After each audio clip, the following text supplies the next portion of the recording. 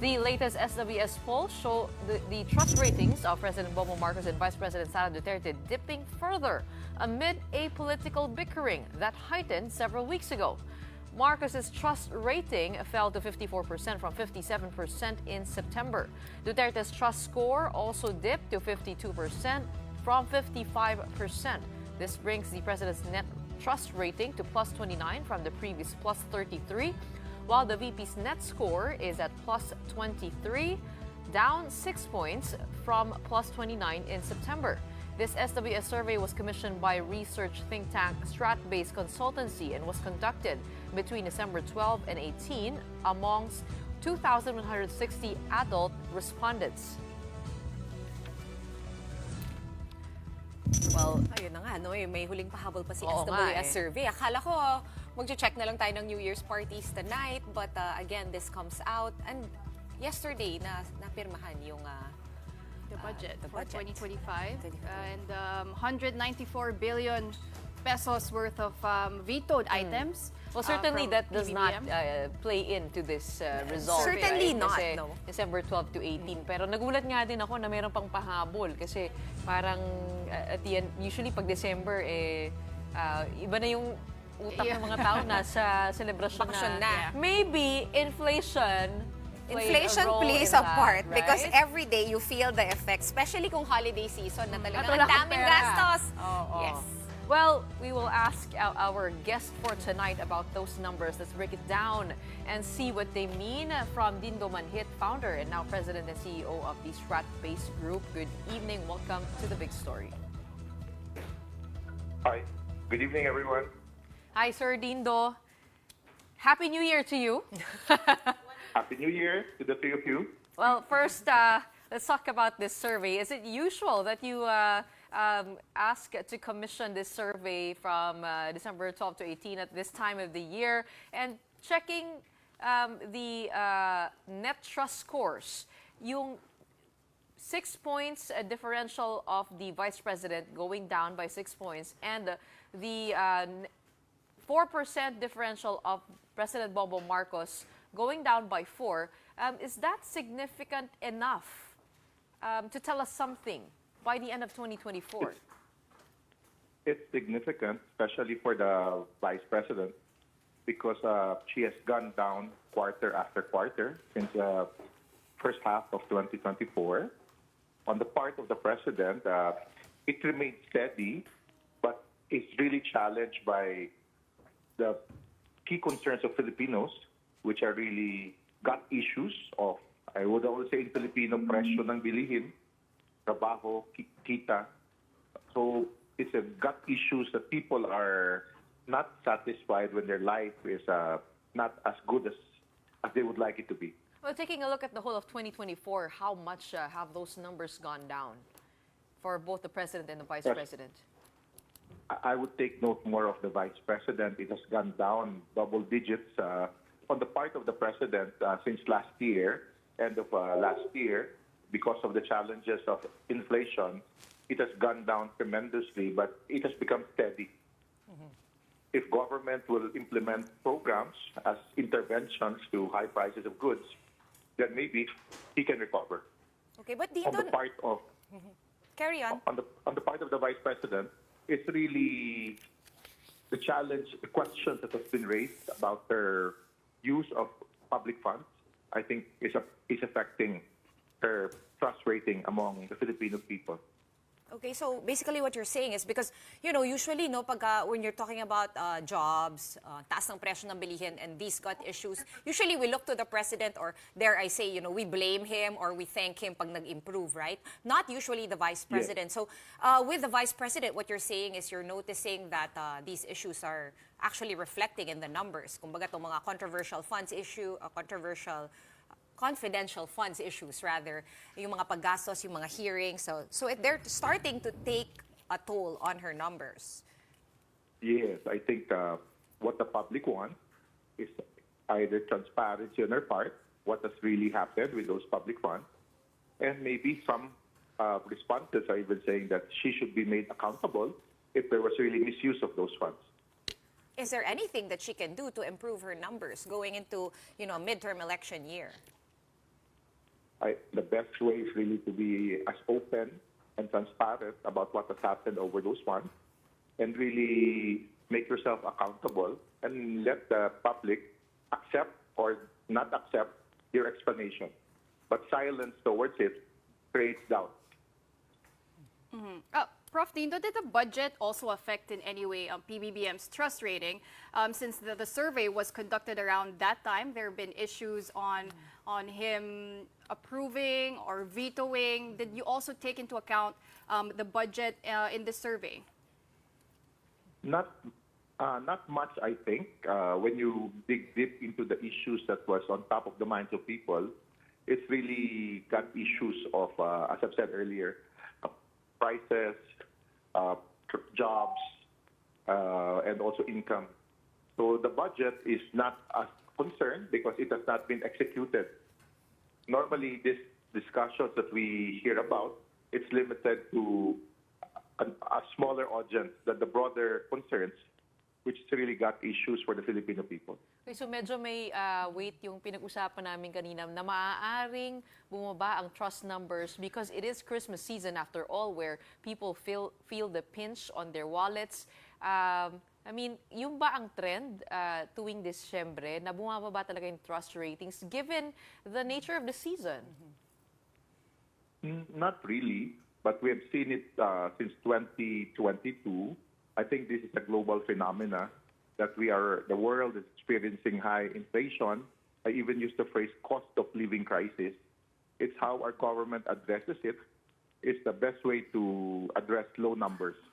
So going into an election season, we hope that our government, with all its programs, now with an approved budget, focuses on how to improve the lives of our people vis-a-vis the cost of their living. Okay, we are showing the graphs on TV right now, no, Professor Dindo, and we can see medyo parang slide talaga yung linya. It is a big drop, as you said. And like we mentioned, since we are going into an election year, and of course this would be, as everyone has been saying, a litmus test for the administration. You did say his numbers have kind of evened out. Kumbaga naging flat na lang siya kahit na it's going down a little bit. What does this say, no, about the administration candidates and what kind of work do they have to do, as well as the administration, to even have a batting chance or a big chance in the midterms? All data reflects that the administration will win big in 2025 because the president has built a coalition that brings different political forces together, and we see them winning strong in 2025. Even with these challenges on some key issues. Imagine if the president and the administration can even address these key issues in the next 5 months as we go into the election, then they'll come out strong as they end the first half of the administration in June 2025. And yet we know that the Dutertes are not a stranger to challenges. The former president even offered himself as a lawyer for the vice president in the impeachment trial if it gets to that. Magaling po pagdating sa optics, pagdating sa playing it in the public eye, ang pamilya Duterte. What do they have to do to turn this around? As you've said, no, optics. I think what the public is asking is not optics. What they want is honesty about how the funds were misused or wasn't used properly, and address the key concerns or questions being made.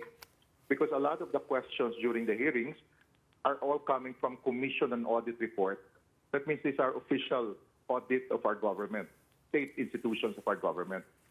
So beyond the optics, what is important is address this issue, answer this issue, and maybe the public will give them support. But given that, as you said, no, that you project that the admin will still win big in the midterms. I mean, even if they don't address the issues, it tells me parang whatever they do or don't do, their numbers. No, I mean, yes. Sorry, I'm referring to the Duterte on the issue, not addressing the issues, because the question was the President Duterte. Yes, so I was referring actually to the earlier part, no, when you said that most of the people are looking for solutions to our gut issues, our cost of living crisis, so to speak.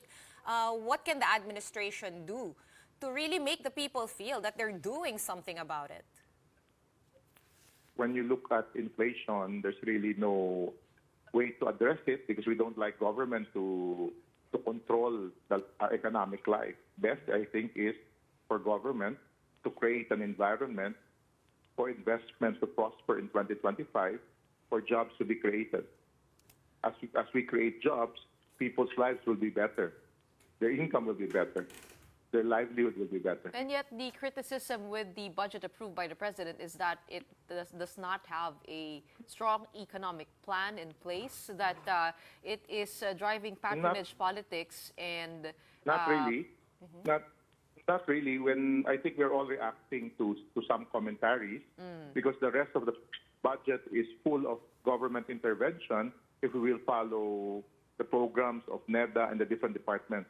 What is being questioned is the insertions of certain projects which has patronage nature. Actually, kasi But maraming... the budget as a whole, Oo.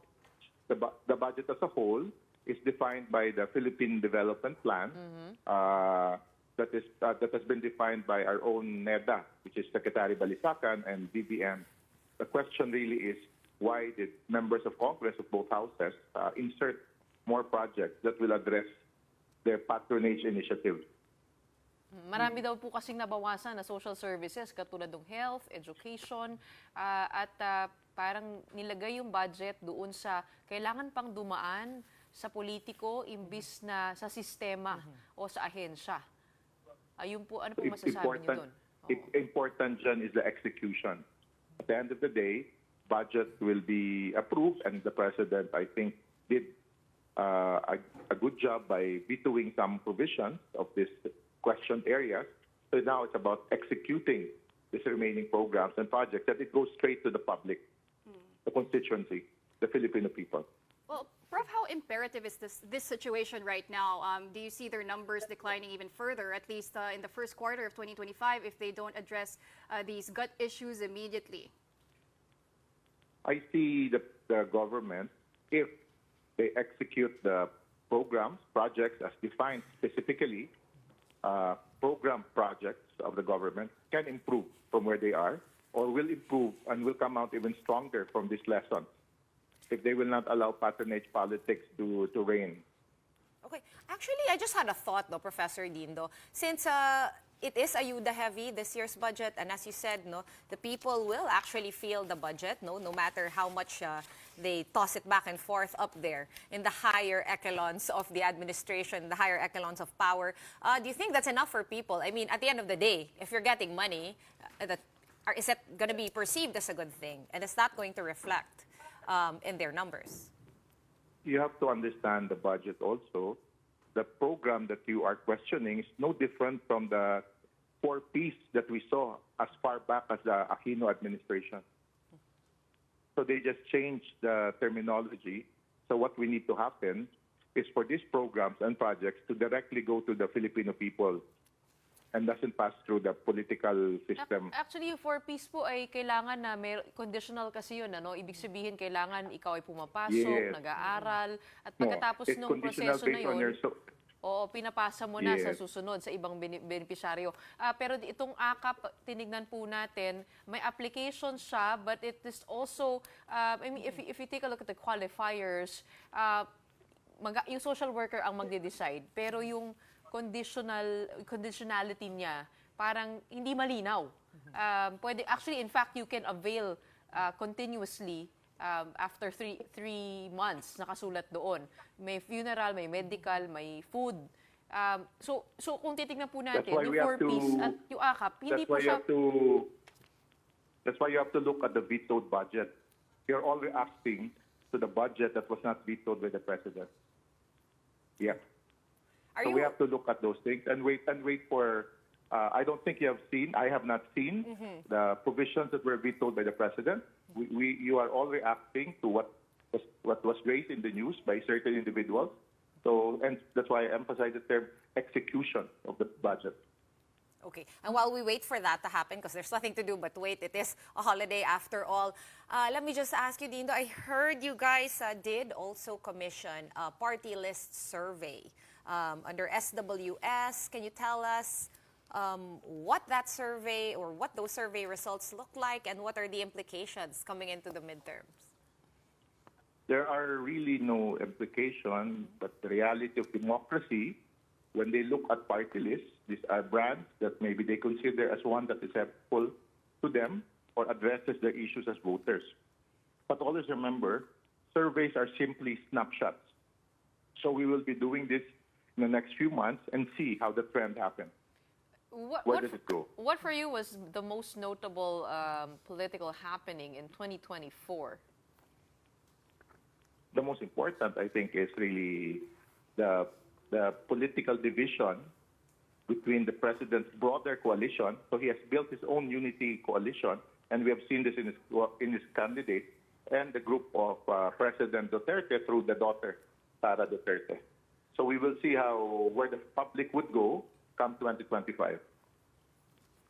Okay, and how do you see, okay, given what you just said about it's basically a Marcos versus Duterte, and a lot of people are saying, and as you said, the Marcoses have come up with this big coalition that unites a lot of sectors that usually we do not see on the same side of the political fence. How important was coming up and securing that coalition?